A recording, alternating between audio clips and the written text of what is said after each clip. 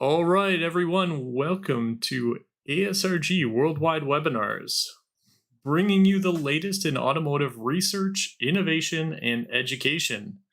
My name is John Heldreth. I'm the founder of Automotive Security Research Group, and we have a great presentation for you tonight. First of all, let me quickly introduce myself. As I said, my name is John Heldreth. I'm the founder of Automotive Security Research Group, or ASRG. I've worked in the automotive industry for almost the last 15 years now, and now focus my time on product or vehicle-related security. I'm originally from Detroit, Michigan, 313, in the US of A, but today I'm living in Germany and working at Porsche Engineering. Today I'm also joined by Sven Schran. Sven, would you like to introduce yourself? Yes, so hello to everyone hearing us tonight. It's a pleasure to have you with us. My name is Sven.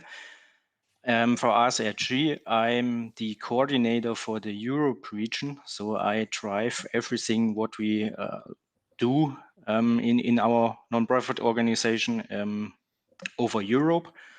And I'm also the first contact for all our European locations. And in the professional life, I work as product security officer for Robot Bosch GmbH. All right, Sven, thank you very much.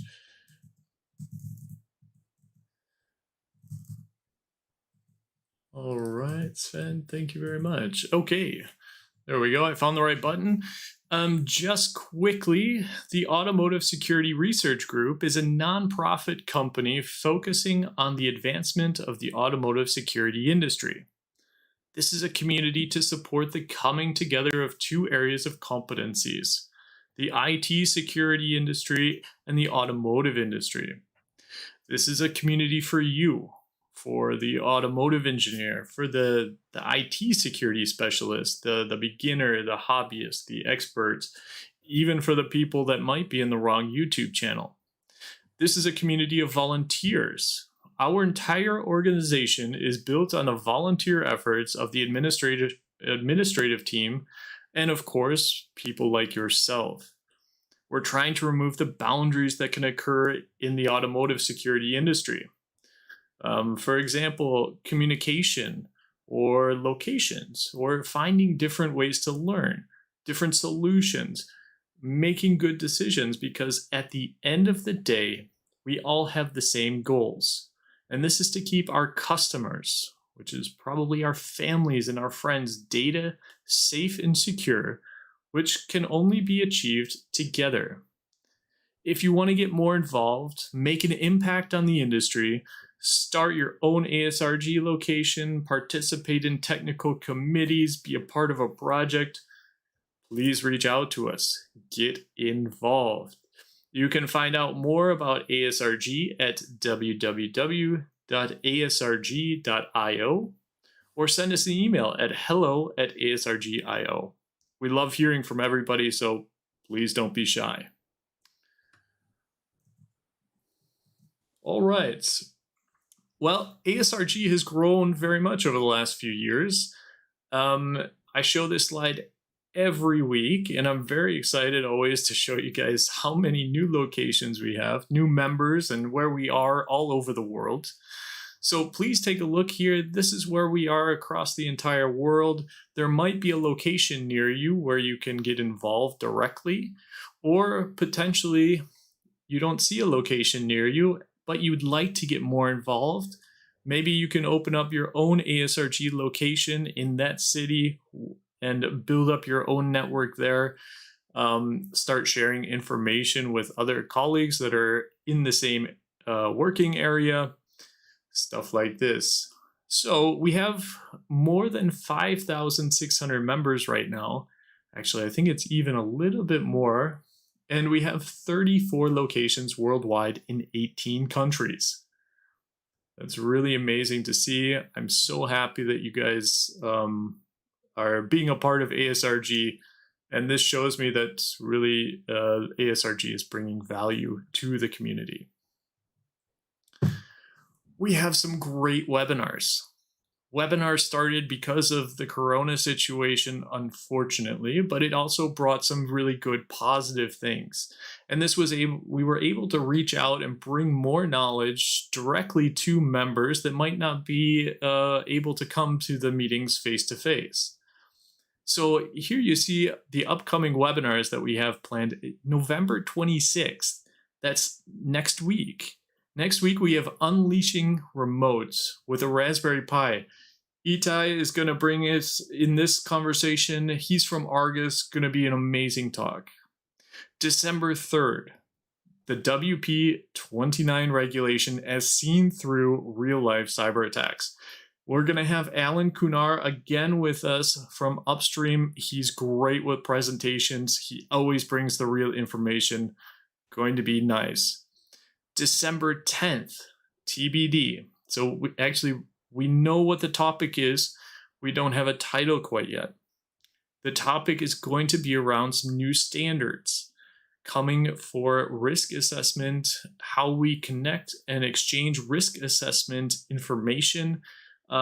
If you guys are working in this area, you understand that, you can export it into an Excel sheet and then import it into an Excel sheet. I don't know. But anyways, there's a new standard coming out. Come see Itemis. Basti's going to give us the overview there. December 17th, SAEJ 1939 intrusion detection. This will be interesting. Gilad Bandel is going to be with us from Arlu, talking about the J1939 intrusion detection topic. Then first one next year, January 7th, 2021, 12 myths of automotive security. Rusk Bilowski is going to be with us from GuardNox. Going to be a very interesting topic there as well to kick off the new year. If you would like to present, if you want to get involved, if you want to bring an idea to the upcoming webinars, please just get in contact with us. You can get in contact with us through cfp@asrg.io.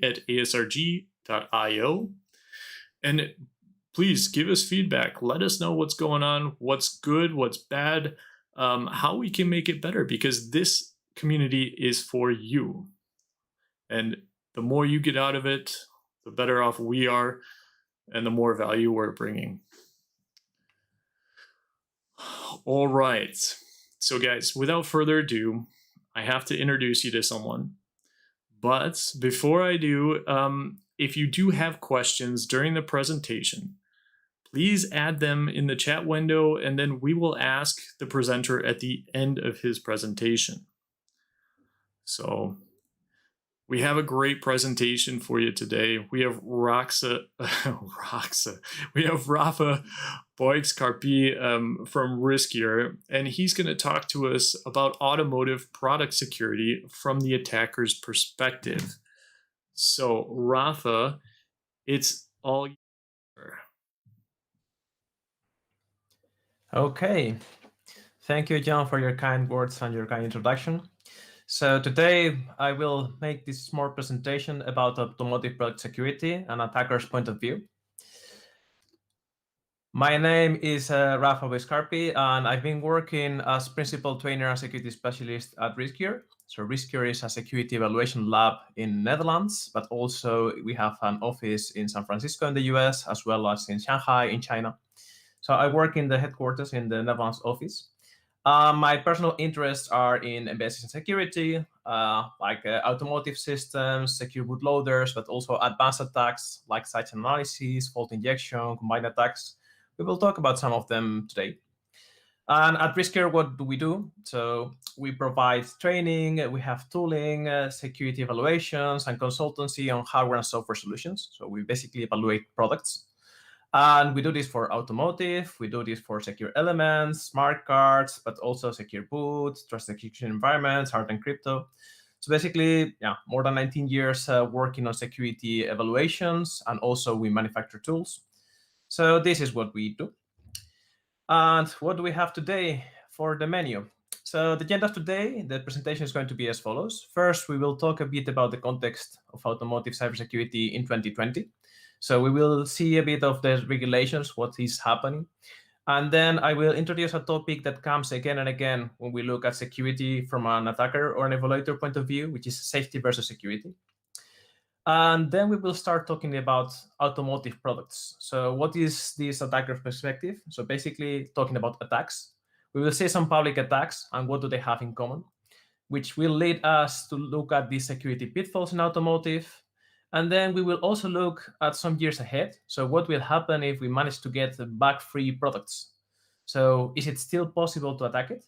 So we will discuss some attack techniques, which are not widely used yet in the context of automotive, but they might be. After we look at this, we will also look at, as a developer, what could we do? Let's start. So first, I would like to talk a bit about automotive cybersecurity in 2020. So what is going on? For this, then I would need to start talking about 2015, 2016, when we had these cyber attacks that happened in the mass media on cars. Then around that time, what happened is that the automotive industry started to accelerate cybersecurity efforts. There were already some pilot projects, there were some activities, but basically around this time was when standardization bodies introduced new standards, for example, the J3061 from SAE. And also governments wanted to enforce regulation as soon as possible. For example, you have these United Nations, the EC Working Party 29, that recently introduced some regulations.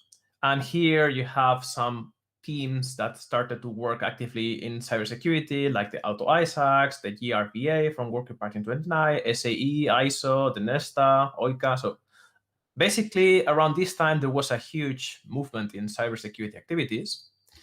And if we look at today, so now in 2020, what is happening? What is going on?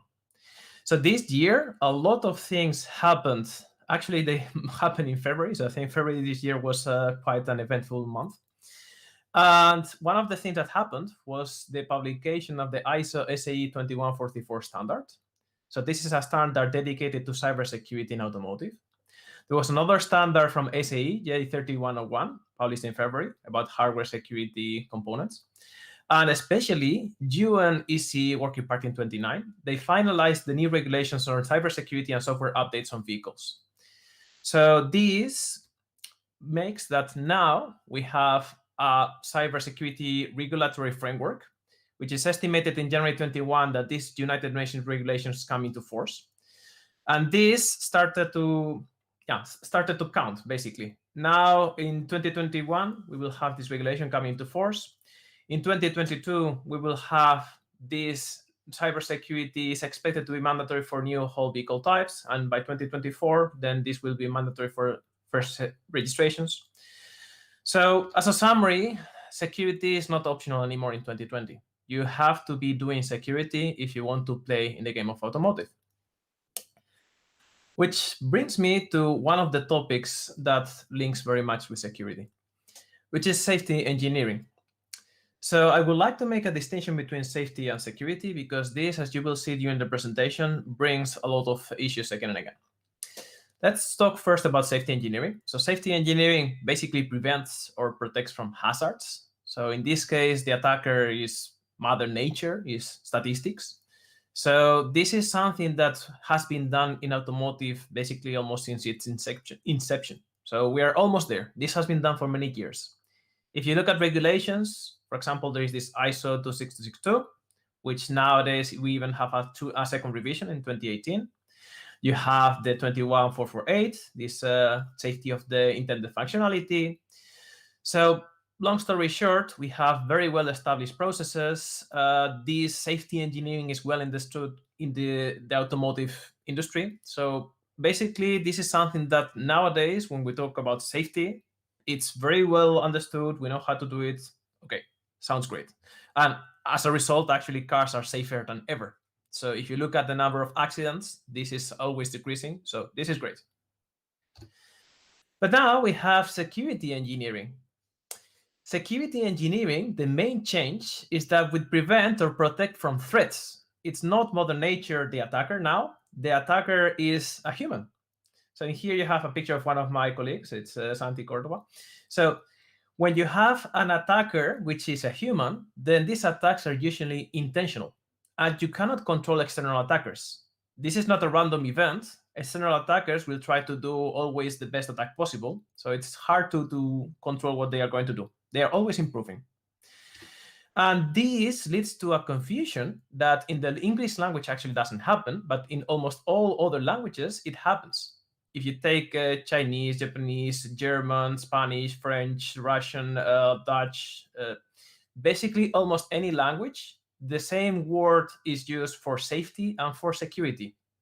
My German is really bad, but Sicherheit is the same for safety and security in German, or seguridad is the same in Spanish for safety and security. So this leads to some confusions that is not just a word, but also in the activities. Because of the new regulation, security is mandatory, but defense's approaches are not the same, because safety deals with hazards, with unintended threats. Mother Nature is the attacker. But security, it's about attacks. It's about intended threats, about an intentional attacker. And even further, the scope of security, if we compare it to safety, is actually wider. Here you can see a small graph where you can see the scope of cybersecurity or security is wider than safety, and actually it's an aspect of quality. Regarding cybersecurity, the ISO SAE standard even explicitly mentions the following dimensions, this SFOL. So safety, finance, operations, and privacy. So in other words, when you have to do things about cybersecurity, you will have a lot more assets to protect. So it's not anymore just preventing from human damage. It's also things, for example, like personal identifiable information, PII. This might make your system cybersecurity relevant, even if compromising these assets, these things, doesn't mean direct physical harm to humans. So as you can see now, there is a lot more things ongoing, and this opened a lot of opportunities for attackers. So this leads us to the main agenda or the main topic of today. So what happens when we start talking about attacks on automotive products? Let's do a small introduction on what happened again in automotive if we talk about attacks. So before 2015, we had publications about hacking ECUs. This was academic publications, some research papers. And then we had, for example, some attacks about impersonating ECUs, like the brake engine control unit with some kind of messages. Or another attack was about hacking the tire pressure monitor system with radio frequency signals, or hacking the key fob, the car key remote control. So these attacks happened, and they were public, but they did not attract big media reaction. The reason was because these attacks were seen as a proof of concept nature, so there was physical access required, and often they had limited scalability. So basically, this was like, okay, this seems interesting, but not very scary. And then there was this attack, which I'm guessing you might have heard of, and some of you maybe have heard of this in every single presentation. I'm not going to talk about this attack too much, this Jeep hack attack. But this attack, what basically did was to bring the automotive attacks into the spotlight of the media, because this happened in this Wired magazine article. They put a journalist in a car, and this was a remote attack. So basically, while the journalist was driving a car, they targeted safety critical ECUs, and then the car started misbehaving. And this was presented in security conferences like DEF CON, like Black Hat. So this sort of opened Pandora's box, because if you look at this timeline, then we have, starting from there, a lot of attacks. So this Jeep hack happened in July 2015, but then you have publications about the Nissan Leaf from Troy Hunt in 2016, or in Forbes, you have this keyless fob attack. You had this car hacker handbook published, attacks on Mitsubishi Outlanders. You have some hacking groups being created, like this Car Hacking Village. You have an attack on the Volkswagen wireless remotes. Then an attack on the Tesla from the Keen Lab, which was with a lot of videos and media.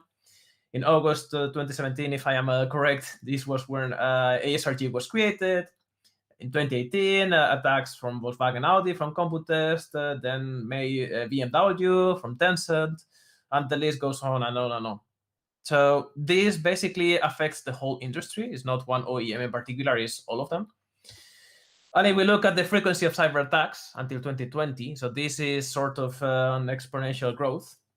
So here you have a link where I took these attacks. So why so many attacks? Why is Automotive getting bashed again and again and again for attacks? One of the reasons about it was that automotive security was not a priority until very recently. Because cars were isolated, they were not so much connected. So not very interesting from an attacker point of view. And because security was not a priority until very recently, the ECUs are seen as an easy target. So should I hack a super hardened IT device, or should I hack this easy target? Well, easy target sounds interesting, right? Another thing that is interesting to highlight about these attacks is that the vast majority of these remote attacks require reverse engineering of the ECUs. From Automotive, traditionally, this has been a lot of focus on the backend or network security because we had some telematic units. But it's interesting to keep in mind that physical access to ECUs is always possible. I mean, you buy a car, you can rent a car if you don't want to buy it. And you can just pop up the hood of the car, and you can start tinkering with these ECUs. So you can also do some attacks which are physical, not just on the backend.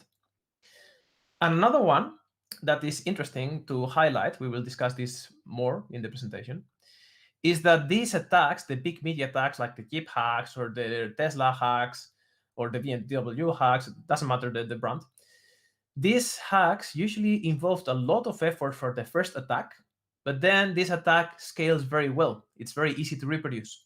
And this is something that sometimes is not paid enough attention. For example, for the Jeep hack, there were 2 top security experts. They spent way more than 1 year for this full attack. But then the media focuses on the button click.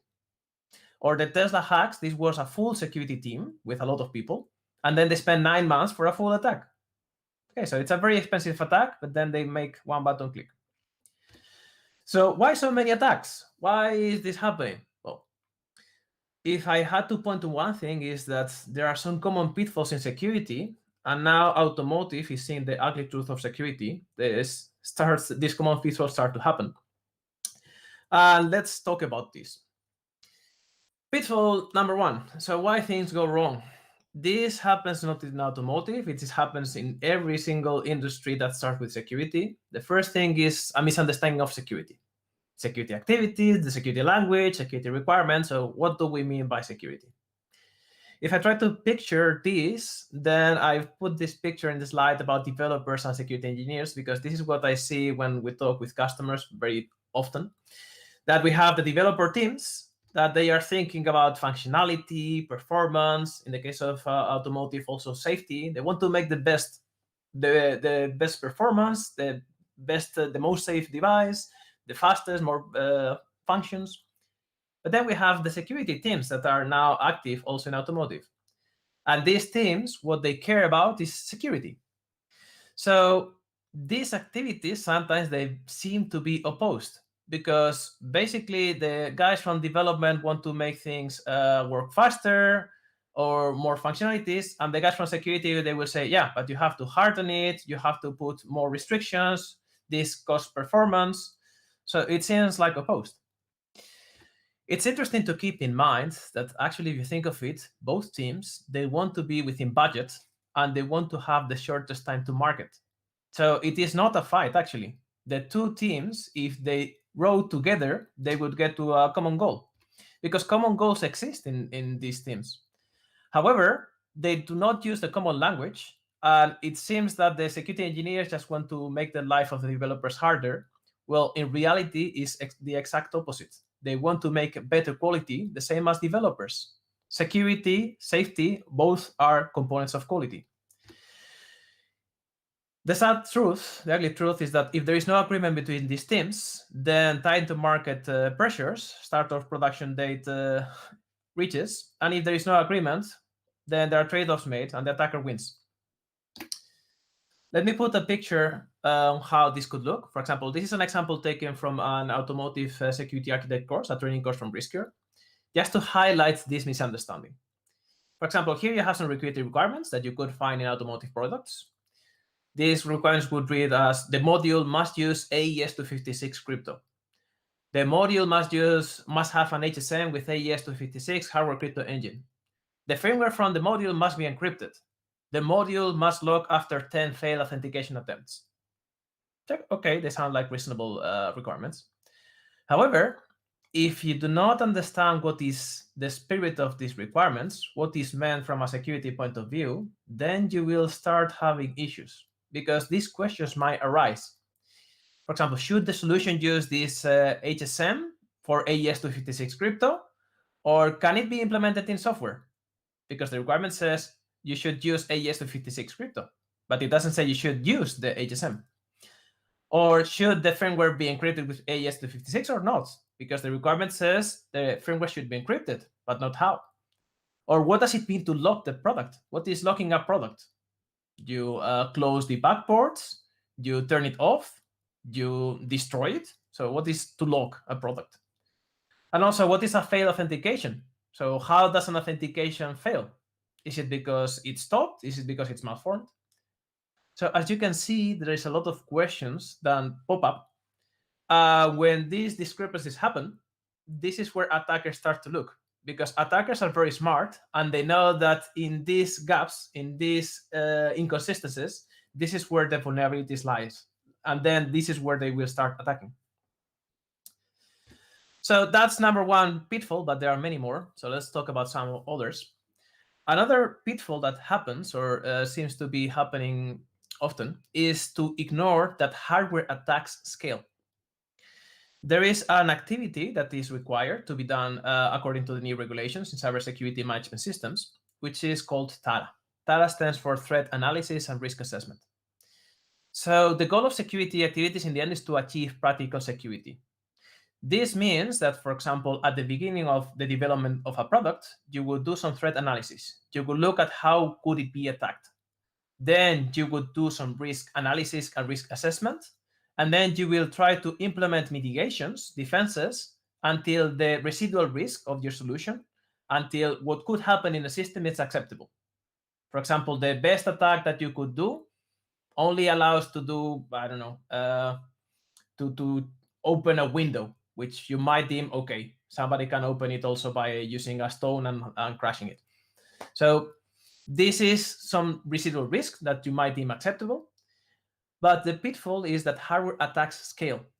Because if I can do by a hardware attack, if I get cryptographic keys, maybe I break the encryption system and then I can do some interesting things. Or maybe I can bypass security mechanisms and then I can build a business based on that.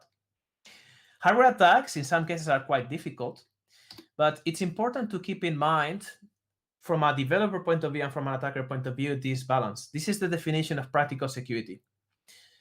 A device is practically secure when the trade-off between the attack investment and the attack profit is not interesting from an attacking point of view. What does it mean? From an attacker point of view, we would have as an investment for the attack some factors. For example, the attack costs. What tools should I use? What is the product knowledge I require? What is the availability? Can I get a developer ECU or do I have the end ECU? Also, the attack requirements. So what is the knowledge I require to pull off an attack? Do I need to know physics or do I need to know low-level design for circuits, hardware circuits? And experience of the attacker. Because do I need to have 10 years of experience on this or is it just possible to Google stuff? Time also. How much time does an attack take? Is it in 1 minute or will I need to spend years like these initial hacks that were in the media? So this is the investment that you have to put. And as an attack profit, what you get are the assets, crypto keys, unlock options, tune the engine map from the engine control unit, and also the scalability of the attack. If I crack one thing, do I crack one item, my ECU, or do I crack them all? A device is practically secure when attackers desist. And attackers desist if the investment is higher than the profit. In other words, if as an attacker I have to spend 1 million euros and then I get an asset that is 1,000 euros, then it's a stupid attack. I'd rather buy the assets. Yeah, doesn't work. However, sometimes this works wrong because the attacks like this Jeep hack or like this Tesla hack, they were done for a year or a lot of people, but then this attack scales because suddenly all the cars are affected, or now I can do a really big media press release. So it is important to be aware of these attacks, and all of these big media attacks, they required hardware attacks, which are very expensive. But then again, these attacks scale, so it's interesting. Just to give a bit more context, for example, something that has happened in Europe. This odometer fraud in Europe, it's worldwide, but in Europe there is a report that states some numbers. So you can see here that for odometers, for example, this report from 2018 estimates that at least 1.31 billion euros were lost in fraud due to tweaking the mileage, tweaking the odometers. Okay, and the most probable fraud rate scenario is 8.77 billions of euros. That's a lot of money. What happens is nowadays in modern cars, this is one of the assets which has the most protections. So the odometer is very well protected and it's very hard to crack it. But now we deal about security. So some food for thought. What about if we start with hardware attacks that can leak personally identifiable information? Or what if I can do a hardware attack with very expensive hardware, but now I unlock optional features? Or what if by a hardware attack, I can downgrade software to some buggy version, and then I can enable some features again, even if it was patched by a manufacturer. So these are things, it's just some food for thought, but these are things that attackers think when looking at, oh, let's do something with automotive. Another pitfall. There is also sometimes this consideration that a car is just another computer. And it's important to keep in mind that attackers have physical access to the ECUs because you can buy a car, rent a car. Computer IT security often considers when you have physical access, it's game over. The system will be compromised because you can do a lot of stuff in a system and it's really, really hard to control. And if it is assumed that a system should be secure against physical access, if physical access is considered, then you should also make use of the state-of-the-art hardening techniques for security, like secure boot, trusted execution environments, secure elements, good implementations of crypto, a lot of stuff. Automotive security, because it started a bit suddenly, it inherits a lot from IT security, for example, network pen testing. But it's important to keep in mind that an ECU doesn't have the same features as a modern computer.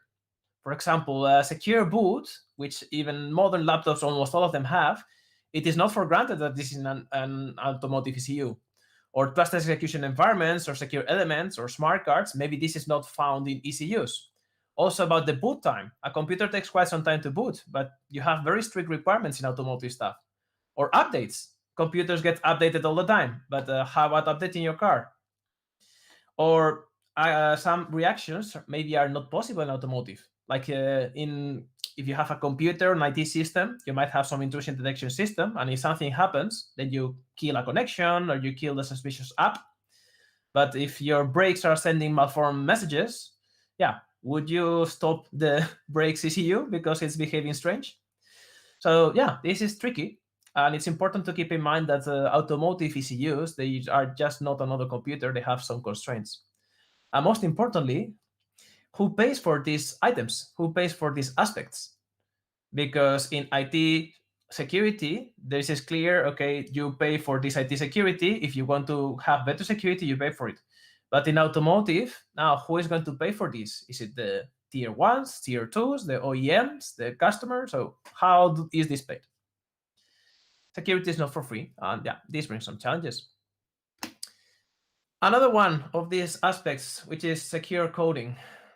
So secure coding, when you're developing systems, it's possible. It is not impossible to write proper secure software, but it is hard. Let me give an example here. Okay, so we have this C code. This C code is taken from one of our training courses at Riscure to show that sometimes what you think that happens is not what really happens. So here we have this function, which is very simple. We have int variable 0. And then we take this variable, and then we add the variable with a post increment operation. And then you say, this is the value. Okay. So let me compile this with a couple of different compilers. And then GCC, one of the popular compilers without optimizations, I compile it. And then I also use Clang, a different compiler. You might see that Clang is already complaining because it says warning and sequence modification access to bar. Actually, that statement in C, the behavior is undefined. GCC does not complain. The Clang starts complain, but it also compiles. So in here, now, what happens? Same application, 2 different compilers. GCC says that the value is 1. Clang says that the value is 0. Now, in your automotive code base, would you put your hand on top of the fire that nothing like this happens? So yeah, these things happen. It's hard to find it. But in this case, I have to say that this was undefined behavior, and this might be detected. So there are some static analysis tools that could detect this example. Let's use another one, another C code example. In this case, there is no undefined behavior. This is perfectly valid C code. So we take 3 integers, R1, R2, R3, and then I just set it to a random integer, so the C run function. So this function should print 3 random numbers, right? Let's compile it, and then let's run it. And if you see, I compile it with GCC, and I run this application several times. You might notice that these random numbers not so random, right? So when you're using cryptography and you use float random number generation, in some cases, this is game over. This breaks the complete security architecture. Aspects, for example, like elliptic signatures, ECDSA, if you ever use twice the same random number, it's broken. You can solve the crypto keys with a pen and paper. So basically, secure coding is possible but hard. And secure coding knowledge and training is a must across the whole V model in automotive if you want the devices to not get attacked. Code analysis tools, they are not the silver bullet. They help, you should use them, but they don't cover for all the possible flaws. Coding standards, also not a silver bullet, because there might be issues, as we will see a bit later, that can escape coding standard rules. Security testing, if you think, okay, maybe I have some issues, but I will catch them in my right side of the V cycle, so when I'm testing and validating stuff, security testing will not catch 100% of the remaining issues. If you have 100 million lines of code in your whole car, high chances that something will escape testing.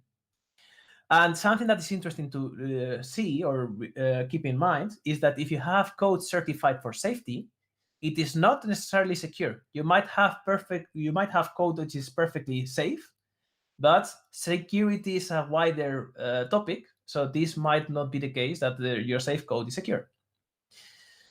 So as a summary of this thing, if developers are not properly trained in writing secure code, this is the recipe for disaster. Because if you do not understand security and you don't know how to write secure software and why is it written in such a way, secure software, it will go wrong. Which links very much to this pitfall. Again, it's about safety versus security, but this is just happening again and again, and this is why now ECU's attacks are not that hard compared to other domains. An example. So here you have safety requirements and security requirements that collide. Let's say that I have an ECU authentication routine. So I make a new ECU and I would like to authenticate against it. Okay? So I might have safety requirements like you have in the left side. This password check function should work as intended. The password check function code should not crash when we have unexpected or malformatted input, etc., etc. For the same item, we might have as well security requirements. The password should not be predictable. The data protected by the password or the password function should not be available to unauthorized users. So if we think of it now when we try to implement, from a safety point of view, a hard-coded predictable password is fine. However, from a security point of view, a hard-coded or predictable password is unacceptable. You cannot use it. So basically now we have 2 sets of requirements which are colliding. Unfortunately, up to very recent, in case of doubt, when the time the start of production date approaches, then in case of doubt, safety wins. And that means that there is a high chance that we will have a hard-coded or a predictable password. However, I would like to challenge this thing because remember that safety is a subset of security. What if the password was the diagnostics password for an engine module? And what if someone reprograms the module code with rogue code? Okay.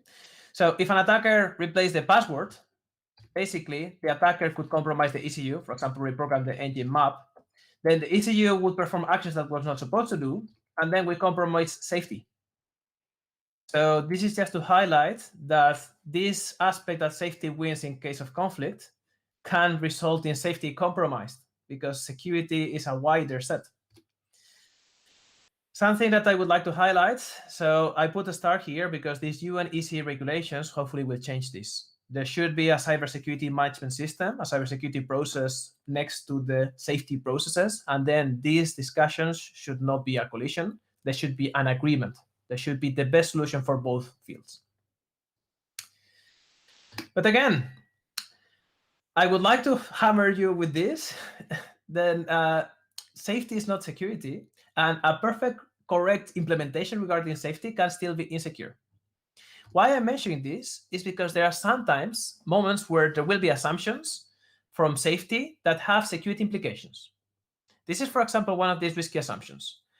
If the safety goal is exactly the same as the security goal, then the same process should work for both. Let me give an example. Let's take an ASIL-D microcontroller unit. So ASIL stands for Automotive Safety Integrity Level. And ASIL-D is the most stringent level, is the most thorough level for safety. In particular, when we design devices ASIL-D, if it's a microcontroller unit, it should be resilient against faults by design. This, on the testing side, means that it will be tested against glitches. And as a requirement, we might have, for example, that the integrity of the code running in the system should be preserved. This requirement can be used as a safety goal, but also as a security goal. So you might say, okay, if my goal is to keep the code of the system running against glitches, the integrity should be preserved, then let's take an ASIL-D, and then I'm okay against fault injection, right? Well, this is a paper that was published in 2017, if I am not mistaken, which is from some Riscure analysts, where we explained, okay, let's look at fault injection from a security point of view. And as a surprise, because I did not expect this result, but as a surprise to us, what we found is that we were able to inject faults in these chips with quite some high percentage. And please remember, these chips were tested against fault injection. So we might something that it was not supposed to happen. Now, you might question, did the labs do a lousy job, the people that tested this? Well, in this case, you have to keep in mind this chip was tested for safety purposes. It was tested as if the attacker is Mother Nature. If the attacker is, for example, a rogue spark plug in the engine doing some EM pulse or some power spike. However, how we tested this was as a security evaluation. We tried to break the device. If we have a glitch that happens 1 every 10,000 attempts, then we would try to maximize the chances of this glitch happening. And in this case, we managed to break the security properties of these chips, for example, by injecting a fault that was not detected. Or also, we try to inject a fault to bypass countermeasures like JTAG or readout protection. So yeah, safety is not security. Another of these things that you might say, well, I have some procedures, like, for example, coding guidelines that imply security. I might, for example, have MISRA-C. Therefore, the product should be secure. I'm following the guidelines to the T, then this should be fine, right? So MISRA-C, for example, the 2012 coding guidelines, they even have security addendums. In this case, dynamic memory is disallowed. So user input usage right away is also disallowed. These security addendums to the standard say, hey, you have some security implications if you follow to the T this standard, right? So with these constraints, some attack building blocks, for example, buffer overflows, should not be possible. If I don't have dynamic memory, at compile time, I can check all the lengths. I should not have buffer overflows.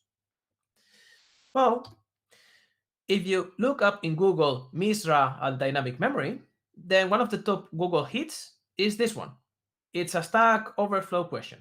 And the question is very interesting. It says, I have to implement one program that is MISRA compatible, so I have to respect an important rule. I cannot use the new operator from C++ because this uses dynamic memory and the heap, and the dynamic memory is disallowed. So in that article, the first answer is, yeah, this MISRA-C says it's disallowed, you should not use it. But that doesn't help. So the second answer is what you have in the screen. As a developer now, you would start reading this. And then, oh, this solves my problem. It says the following. I once wrote a library that had to comply to the MISRA rules. I need dynamic memory as well, so I came up with a trick. My lib was written in C, but this also might work for you. And then what the developer proposes is to write this block. This block is called function pointers. And this means that at compile time, we don't know which function we're going to call.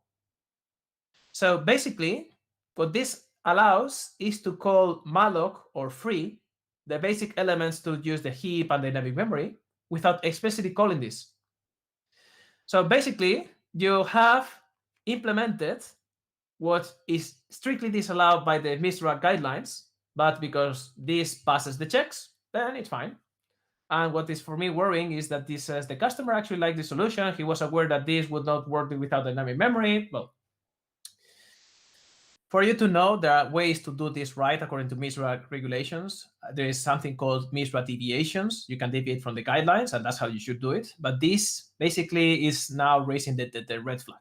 Don't do this if you are using guidelines. This means that you do not understand what is the security implications of this. So safety is not security, and please remember this.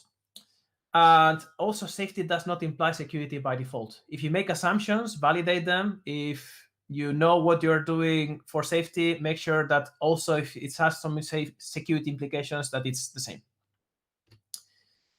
As a recap, how do attackers see an automotive system? Well, usually if I were to evaluate or attack an automotive system, it's just another embedded system, not a computer, but an embedded system, a product. And it has also some specific features. For example, typically automotive systems will be running some proprietary software on top of some operating system, some real-time operating system, or AUTOSAR classic platform if it's a simple ECU, or some full operating system, or AUTOSAR adaptive, or some Linux-like thing for more complex ECUs. They will have limited or extremely limited hardware due to cost, because in automotive, cost of components is a big thing, but also because of development time and legacy developments. So you don't develop every ECU from scratch every time. They will have standardized interfaces. So even if it's FlexRay or Lean or whatever, this is standardized. So I can have some tooling for this. And they will have some networking because a car is a network of a lot of ECUs. And they usually will not have the full mitigation set that you would have deployed on an IT system, like antivirus, IDS, secure booties, and whatnot. On top of it, if this is developed by hardware and software engineers without strong focus on security, then chances are that there will be some issue. Okay, this is changing, but if I buy a car today, this car was developed in the 3 to 5 previous years. It's not developed in 1 month. So what is the standard approach for wrecking embedded systems? Well, you would take a device, an ECU, and then you would have to understand the target, then identify vulnerabilities and exploit them. If it's ECUs found in cars, exactly the same process. And to start, you need the firmware. To start attacking systems, you need to understand the target by looking at the firmware. And this is something that now, if you look at all the attacks I mentioned, they all started with this firmware extraction or reverse engineering on a physical attack. This was considered to be quite difficult, but then this attack scaled. So keep in mind that this is actually interesting to look at also the hardware platform security. I will not expand more on the attacks. These, you have quite some interesting presentations in ASRG. So I suggest that you look in these ASRG upcoming presentations about how to reverse engineer, how to fast these things. I would like to bring a couple of attacks or a couple of approaches that are not so common in automotive, but they also have quite some impact. And I'm going to use the following scenario. Imagine that we have bug-free code. Imagine that in, 3 to 5 years, we managed to eradicate the bugs in the software and the hardware. So is this the end of it? Will attackers give up? Let's talk about this. Let's talk about attacks on automotive products in a bug-free world. Let's imagine the following scenario. Okay, so I go today to a car dealer. I buy a car that just entered the start of production, so it's the newest of the newest. And the best cybersecurity practices were used. There are no software bugs, no hardware bugs. Great. As an attacker, will I be able to do something about it? So manufacturer keys, can I get them to start looking at components? Can I also get the software IP or the hardware IP? Can I maybe enable some options in the card that I would have to pay for it? So I would like to highlight now what can we do from a different angle. Let's look at, for example, one aspect. It's called the car diagnostics, or the UDS service, Universal Diagnostic Services. This is an ISO standard that is used, for example, in a car workshop. If I want to diagnose what is wrong with a car, I would connect to the diagnostics bus, maybe this OBD2 connector, and I configure the gateway, authenticate against it, and I start looking at what's wrong. Okay. There are many services in UDS that you can find, but some of them are very interesting. The one that I highlighted in green, they allow me to read and write the memories of the ECUs. So maybe I can reprogram what happens with them. Okay, so maybe I can enable stuff or write keys or a lot of stuff. However, these functions, they are not available as is because this is very dangerous. There is a function which is the security access that protects the access to these functions. Okay. So this security access, basically it works as a challenge response sequence. We have to send a seed request message, then the ECU will generate some key and use a random seed. It sends me the seed, I should compute the same algorithm, and if I have the key, then the ECU will say, okay, if it's wrong, then it's wrong. This key calculation algorithm is manufacturer implemented and it's secret, so it's custom. The standard doesn't say how should you implement this. There have been a lot of attacks on UDS, so random numbers which are bad, the algorithm was leaked, or the key was very small, or the algorithm was So a lot of things that went wrong, but we are in a bug-free scenario. So we have applied secure coding practices, we use a proper random number generator, good key, we use a trial limit, and then we lock down according to the standard. We use a proper crypto, unique keys per device. We have the keys are not stored in some program at the car workshop, but this is online. A question, is this enough? So this is the moment that I would like to introduce these site analysis and fault injection attacks, because even if we have perfect bug-free code, we can still crack this algorithm, and I can either learn the key or even don't care about the key at all. This we can do with fault injection. Let me quickly introduce what fault injection is. I'm going to try to explain fault injection in 1 minute. Then it works as follows. When you make any system, hardware or software, we will typically have a specifications datasheet. If we talk about hardware, this means that we will have certain voltages and certain frequencies that it's tested to work. What happened outside? So this is always the question. And the datasheet, it says, I don't know, you should never use this. If you use the chip outside specification, then bad. Well, as an attacker, let's see what happens. And two of the things that happen are very predictable. If, for example, my chip should work at 5 volts and I go way above voltage, then this is called overvolting and my chip catches fire. Okay, not interesting. Another extreme case is I have 5 volts, but then I power this chip with a very low voltage. Then the chip just goes to sleep. It shuts down. This is called undervolting, also not very interesting. What happens now if instead of doing this for a long time, I do it for a very short time? This is called a glitch in electronics. So what happens if I have a glitch, like a positive spike or negative spike? Well, this is what happens, something unexpected. I Google unexpected, and this is what you get. An unexpected bird. Okay. So let's explain this a bit more in electronics. When you have glitches, depending on the glitch shape that you have, effects are somewhat predictable. For example, if I have a voltage drop, if the voltage drop is very small or the length of the glitch is very short, there is no change. This is like noise. The ECUs will filter this, and then the device is happily working. Okay, this is normal behavior. If I go to the other extreme, if I drop the voltage a lot, almost to 0 volts, and for a long time, then what is going to happen is also predictable. The device will reset. It's like powering off the device, and then when I put the power again up, then the device will reset. What happens in between? This is the area of the undefined. This is where we have unicorns or magic.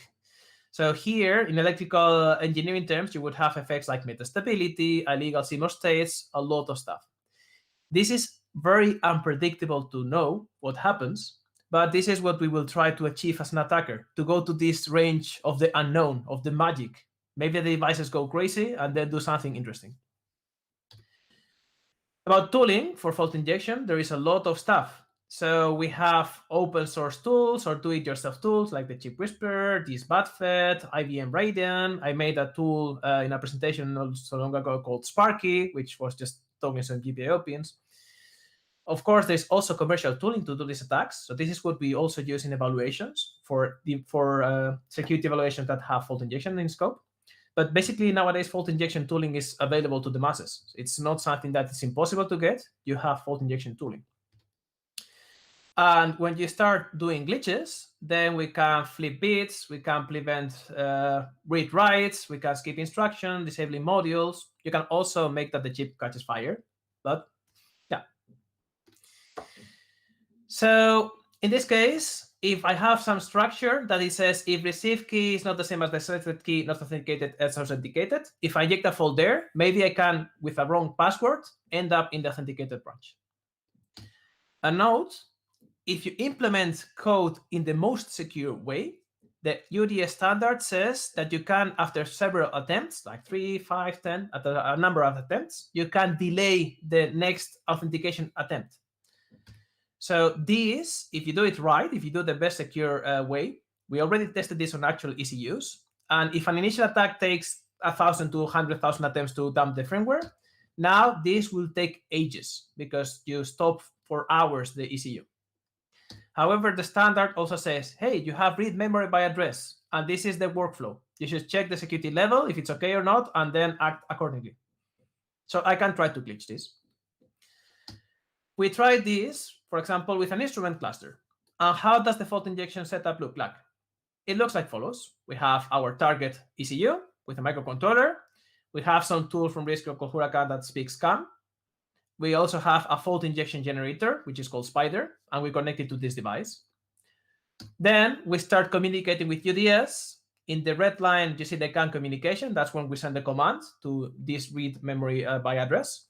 And in the meantime, we glitch it. We inject a voltage. You can see the VCC line in this zoom area where we have a glitch fault. And then we start just randomizing the parameters, the duration, the delay, the voltage. After many attempts, we get these unicorns. Basically, we have a wrong password for authenticating UDS. But yeah, we can read the memory. We should not be able to, but we can. So this is what happens in this unstable region. If you start injecting glitches, then sometimes the devices will start doing things which are unexpected. Seeing is believing. So in this case, now I'm working from home, and unfortunately, I cannot do this experiment live here because recording this with a camera would be a bit difficult. But if you're curious about what the attack does and you want to see it, you can watch it recorded online. So this is available on a Riscure YouTube channel, and then you would see an instrument cluster being glitched on the fly. Okay. So fault injection, what are the attack results? Well, actually, this was published in a paper where we showed these attacks, how can you efficiently attack ECUs. And in this case, this attack is generic. So we tested it on several different ECUs, which are designed around different microcontroller units. We also tried with different fault injection techniques, like electromagnetic fault injection. And this attack is independent of the crypto authentication protocol. So if you use, for example, UDS new authentication service, this 29X, maybe it doesn't help, because if you're checking only this function, is it authenticated or not, it's just a glitch. It doesn't care what was the authentication method. Also, depending on the target, we observed that you can read more or less bytes from an arbitrary address. So in some cases, I can do a memory dump by this. And this attack allows a generic firmware extraction in the order of days, depending on the size of the internal memory. Or if we have a very high success rate, if we can reproduce a glitch very precisely, then we can do this in hours. So what are the consequences if you didn't take care of fault injection protections? Well, we can steal the IP. I can dump the firmware. I can also modify the firmware if I glitch one of these instructions as writes. But we can also do attack escalation. It's a hardware attack, but now we can escalate this attack. What does it mean to escalate the attack? It means that maybe I can now distribute the firmware. Or if you have passwords or secrets, now I can distribute this. If there was a hard-coded key, then I can know it. If there was a vulnerability, then I could distribute it. And some vulnerabilities maybe could be exploited remotely. In our case, we said we would not have bugs, but if there was one in products which are from nowadays, then we could have these vulnerabilities. And if it's exploitable remotely, then we would find how it works. So by doing this fault injection attack on this service, I can now start escalating to things like, hey, maybe I can mess up with over-the-air updates, or the remote keyless entry, or the immobilizer. Okay, so basically, this attack on this protocol that is available in a lot of ECUs, by fault injection, now I can start escalating. But you might say, okay, you can do a fault injection attack, and you dump the firmware of this ECU. But nowadays, devices might implement hardware security modules or HSMs. In particular, the firmware might be encrypted. So basically, I can dump the firmware, maybe, but then I can reverse engineer it because I don't have the crypto key. And the hardware might have a cryptographic module, and it might use strong cryptographic algorithms such as AES-256. So AES-256, even if we get quantum computers, we don't know how to break it. It's a really good algorithm. It's something called post-quantum resilient crypto. So if we have no bugs, if we have no hardware bugs, and now we also use strong crypto, so I do fault injection, but I get encrypted firmware. Is this enough now? Okay, now I would ask, is this enough now? And maybe somebody in your house, you're saying, no, it's not enough. Well, it's not enough, unfortunately, because we also have another set of attacks, which are called side channel attacks. These attacks are not new, so these attacks are known for more than 20 years, but they still would break modern state-of-the-art crypto. And the recipe is actually very simple. It works as follows. Step number 1, you have to talk or listen to a device doing crypto. You don't even have to talk to it. You can listen to a CAN bus or some communication line, that's it. Step number 2, I'm going to measure the power consumption of the device doing crypto. You can, if you don't want to connect to the power line, an antenna, you can also do it.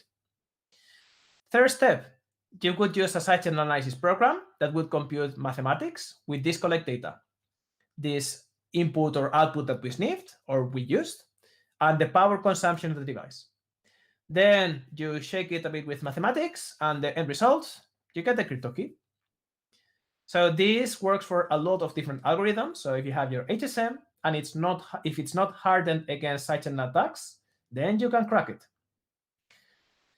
I'm going to do a very, very quick technical explanation on how this attack works. If you don't follow it, do not worry. Then we will see it live, how it works. But this is a technique. There is a lot of information. You can browse later or ask if you have questions about side channel attacks. How does the attack called correlation power analysis, or CPA, work on this AES-256, the strongest variant of AES? It works as follows. The AES keys, they are divided in subkeys, and these AES subkeys are used independently and can be attacked separately. So in this case, the AES key, for example, this 256-bit key, is split in round keys, and each round uses 128 bits of a key.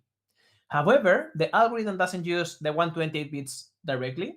It splits these 128 bits in chunks of 8 bits, and then the operations are done in groups of 8 bits. If we try to attack AES-256, to brute force the key, we would have to try 2 to the power 256. This is an insanely large number. So insanely large. It's like the atoms in the whole universe.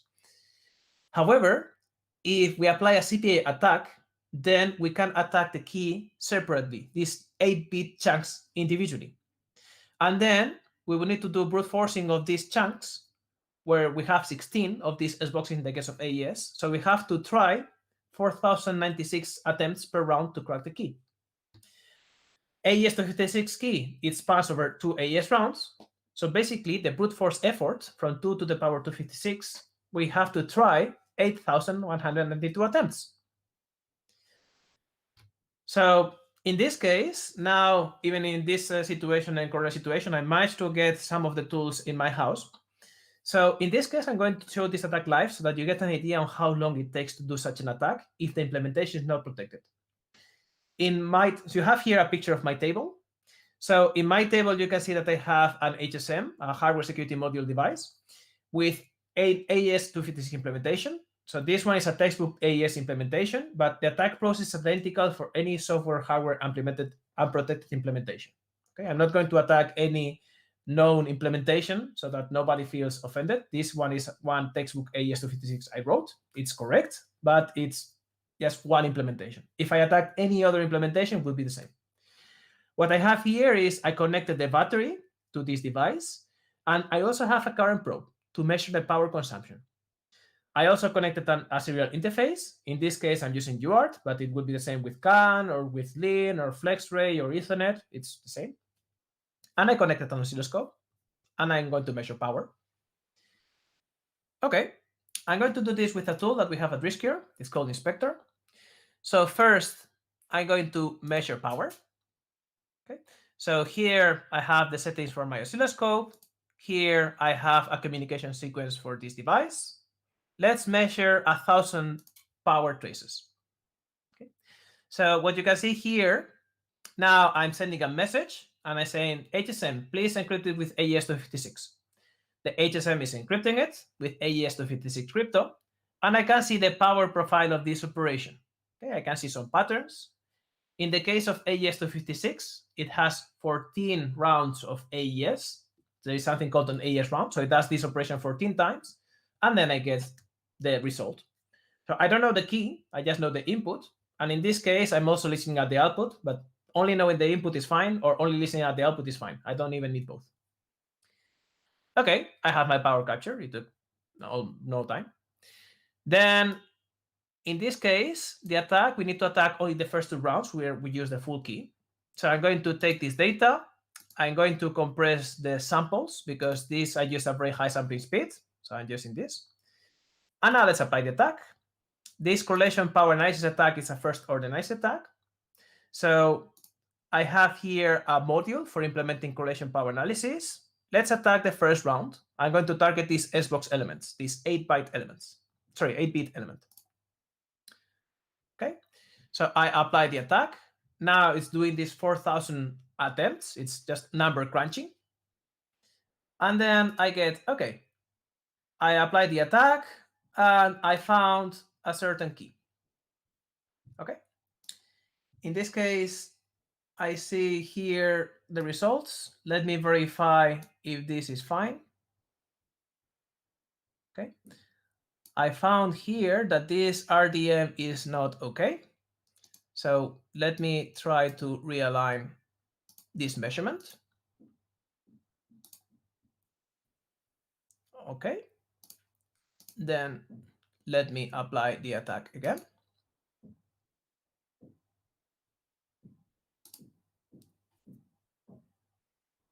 Okay, number crunching.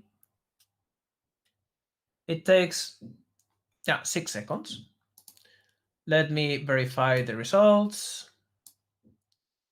Let me look at the numbers. Now the RDM, relative distinguishing margin, is high. Cool. Okay, and now let's apply the attack to the second round. I'm going to guess I know the first round key. So I'm going to set it in the tool. And now I'm going to apply the attack to the second round. Okay, number crunching again, 4,096 possibilities of a key. I'm just trying to compare key guesses with the power traces. And ta-da!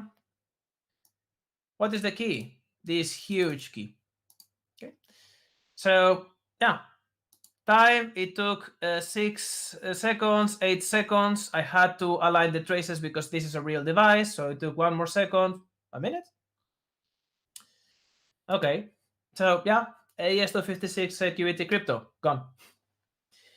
So now you should be thinking, oh, maybe I should do something about site analysis. Well, the answer is yes. The standards don't clearly state you should harden your implementation against site analysis or fault injection, but these are attacks that are known for many years.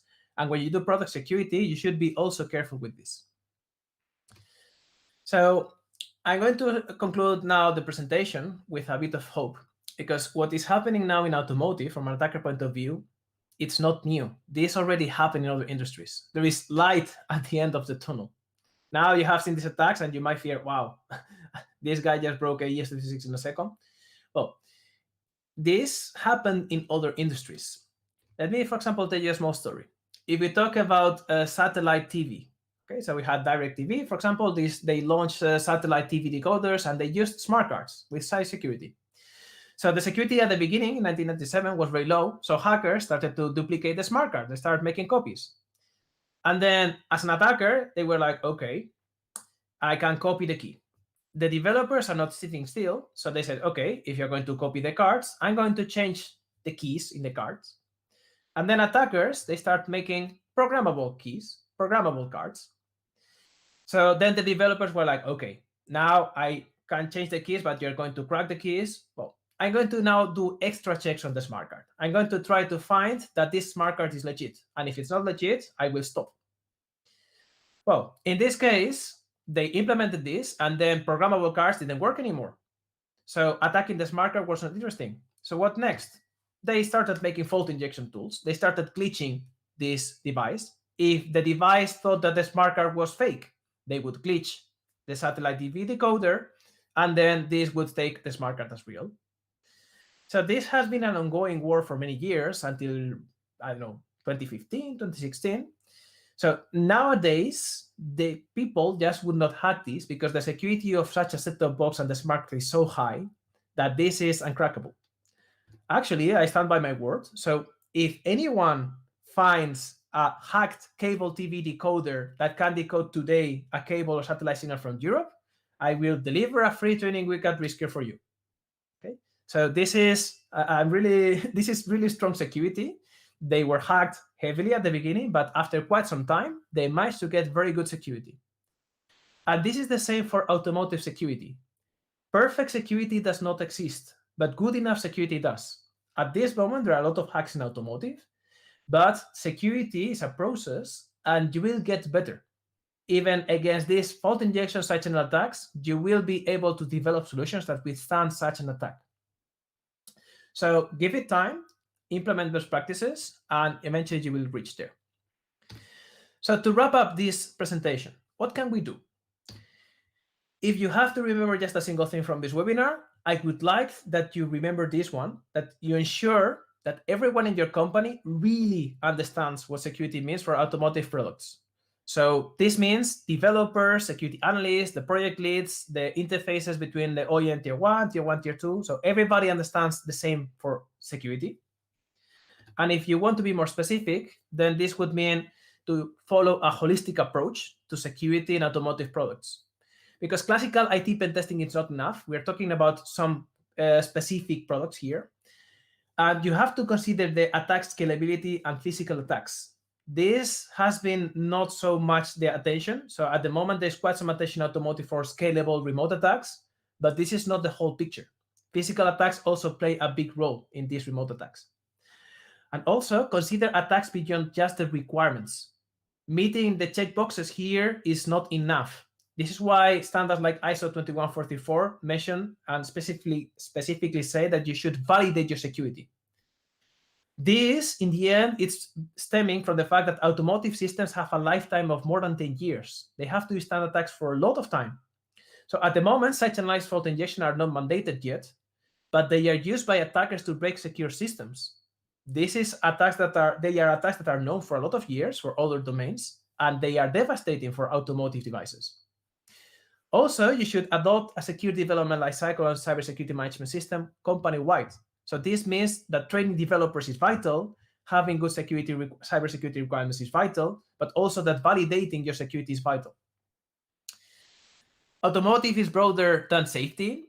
These are related efforts. They are not excluding. So it is interesting to combine efforts and exploit the synergies between safety and security where possible, but be aware of the differences between these processes. And as a last thing, I would advise to get help and support from experts. So one of the things I would recommend first is to follow training courses about security from an expert and beware of silver bullet solutions. they do not exist. I would be very happy to not work on security and say, hey, buy this product. But unfortunately, this does not exist. One solution for everything does not exist in any security market. And it's also important to be aware that learning how to break can differ very, very much from learning why things break.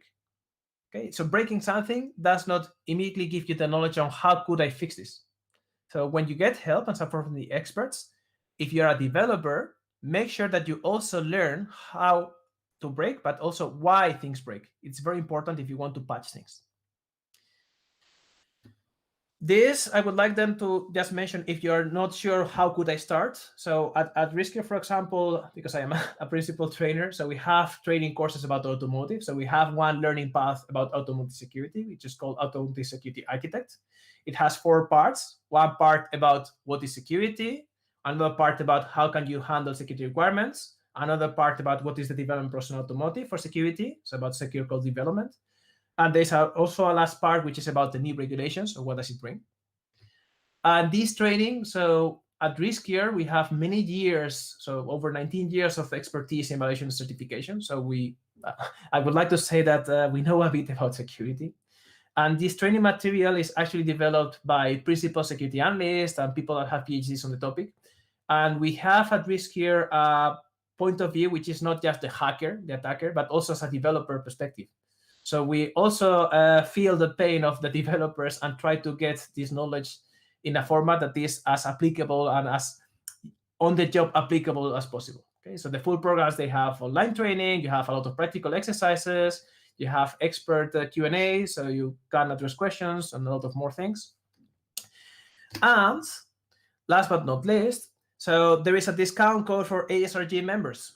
So if you would like to follow such a course, so here you have a 25 discount coupon for ASRG members. So it's ASRG 2020. So if you would like to join a course, then you can make use of it and you get a nice discount. Before I wrap up, if you're interested in this topic, so I am working now at Riscure different things, like, well, not me, but my team. We're working on things like a localized version of training materials. There is a CTF for hardware that is popular in some automotive companies that we have worked with. It's called Riscure Hack Me 3. So we are looking forward to have a Riscure Hack Me 4 edition. Last year was automotive, so let's see. We are also working on embedded security, virtual live training, which would train you on how does product security work on actual hardware. For this, we will be using something called Riscure, which is a modern device we've developed to, let's say, explain the typical things we find always in these devices. And we also are working on Virtual Lab, which is a platform for working on security skills. So if you're interested in these things, please drop an email and we will follow up. With this, here you have a list of links and resources. So if you would like to see some of the things I mentioned here, you can read further. And with this, I would like to conclude my presentation. I would like to thank you for your attention. And yeah, thank you. If you have more questions, yeah, I will be now happy to answer them. Okay, so thank you very much, Rafa, for this interesting journey to some automotive security attacks, also the hardware-related attacks you explained, and so on. Maybe let's start with the first question. What is your experience? How long it takes if you take a complete new ECU, which is not in detail known by you or your colleague, till you find out in serious vulnerability inside there? Do you have an approximately time that we can imagine? It's a very good question. And the answer is it depends. So let me elaborate a bit more on my answer. So it depends a bit on what you would like to get out of this ECU. For example, the first thing if I get this ECU is what is the public information available? Can I get public material like a data sheet, a user interface, documentation? Because I might find already issues there. The next thing would be try to understand the framework, try to understand how this works. And if I can't find it online, maybe through some over-the-air update, it's nice. If not, then I would need to start looking into the system. I would need to start dumping it. And then it very much depends on, is the system locked? Is it not locked? Do I have the firmware in some external memory? Is it to read or not? So depending on what I find, I would need to do more or less activities. In this case, the time can range from days to months. It really, really depends on what do you find there and how much time you have to spend in reverse engineering versus how much time you can start doing attacks or trying to exploit things. But to answer the question, it can be a matter of days. If this is an insecure ECU and I could find information online, to several weeks or months if I have to do a full process of attacking the system, reverse engineering the firmware, extracting the firmware, and then finding vulnerabilities and exploiting them. Yep. Okay. Thanks. And the next question maybe is regarding your description about the AES attack and the experiment that you also show. How can AES attacked by different fault analysis attacks? Is it similar like the way you show, or is it somehow different? It's a very good question. So I did not show it, but indeed it is possible to attack AES or cryptographic algorithms with fault injection. This is usually known as differential fault attacks, although there are more attacks like statistical and effective fault attacks. So there are fault attacks on crypto.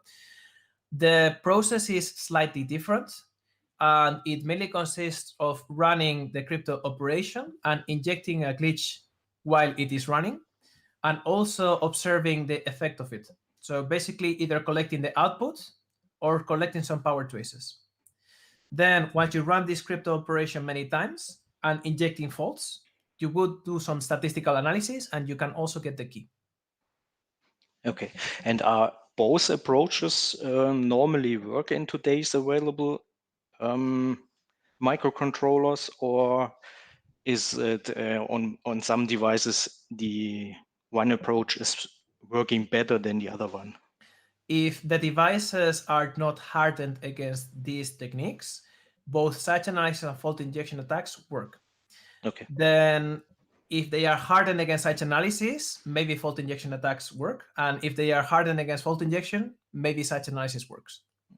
Okay, understand.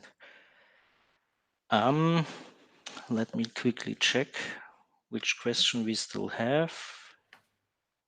Maybe with your experience or out of your experience you collect during the last years, what would be your recommendation? Which measure should be taken really into the focus if you develop today a ECU to make it not so easy to find out vulnerabilities. So maybe you can give 3 proposals for some measures what you really should take care. So it's a very good question. I would recommend as the first activity to really have a good threat model. So what does it mean? Is a threat model is to define what the attacker can do, what the system does, and where do these two elements meet. So what would the attacker do under certain conditions against the system? Because these are the rules of the game. These are what defines what should we test against, what are the possible attackers we contemplate, to what extent should we do a development effort for protecting against attacks. If you don't have a good threat model, then the solution will be irrevocably flawed. For example, like I explained, these issues where that hardware attacks were not deemed, let's say, cheap enough for an attacker point of view. So good threat model would be one. The second would be to make sure that the whole development process, so developers as well as the test engineers and suppliers, so everybody understands the same for security. You have a common language and common understanding. And the third thing would be to implement the existing security practices that you have for coding and for software and everything, as well as implement countermeasures for all the known attacks which affect the relevant assets. So let me try to express this again. If I deem in my ECU that my protected asset is, for example, some cryptographic keys, I should make sure that these cryptographic keys, I implement defenses against it according to the guidelines and according to the known attacks. So I should be proactively looking at what can attack this.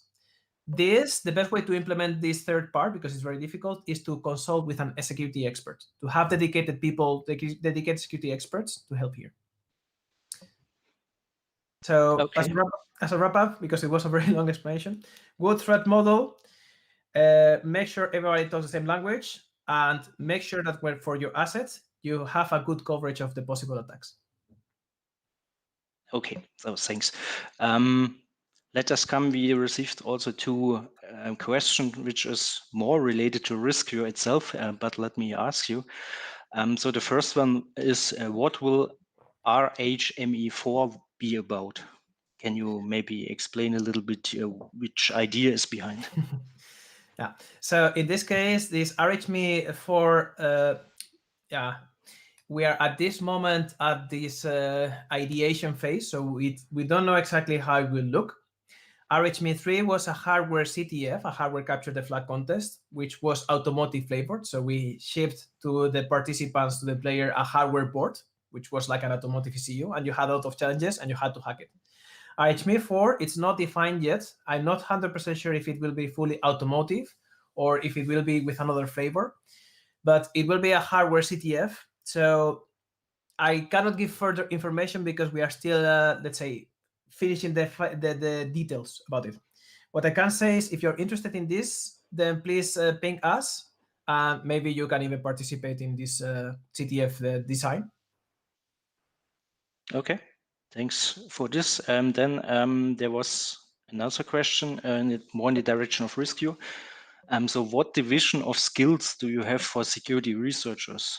Do you have specialists in SCA and FI that try and pull the firmware and then pass it to binary exploitation experts? Yeah. So in our security lab, so at Riscure we have different units. We have the tools unit, we have the security lab. So I am part of the unit which is known as knowledge and services, where we have the security lab and trainers. And the division, we have two domains or two different approaches. On the one hand, we have specialists. So we have some knowledge areas like mobile security, like software security, exploitation, reversing. So we have people that are extremely experts and focused on these aspects, as well as we have some generalists. So especially at the principal security analyst level, this would be people that are the experts on one topic, but also have a very good overview over all security domains. So this is what is usually referred as the like the T-shaped engineers. We have many specialists on all these domains. So site analysis, fault injection, mobile security, software security, reversing exploitation, automotive stuff, as well as we also have principal security analysts that are a bit more cross-domain. Okay, so thanks for this overview as well. So we addressed all the questions that I received.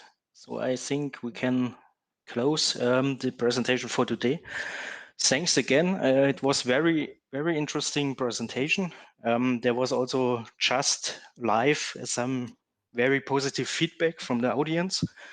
Also, thanks to the interest in the audience that followed the presentation today. And then we see us next time, I would say. And maybe the last words, Rafa, I will give you the chance to thanks also our audience and make some closing words. Yeah.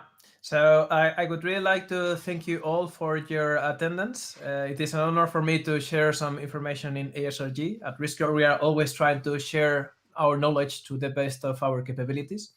So yeah, thank you for your attention. If you have further questions, please do not hesitate to reach us or via ASRG. Yeah, looking forward to the next presentation from ASRG. Thank you.